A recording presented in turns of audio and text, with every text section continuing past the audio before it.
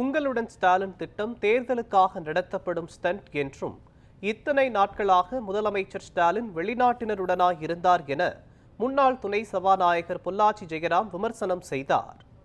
திருப்பூர் மாநகர் மாவட்ட அதிமுக அம்மா பேரவை சார்பில் திமுக அரசை கண்டித்தும் 10 ஆண்டு கால அதிமுக அரசின் சாதனைகளை விளக்கும் திண்ணை பிரச்சார நிகழ்ச்சி நடைபெற்றது.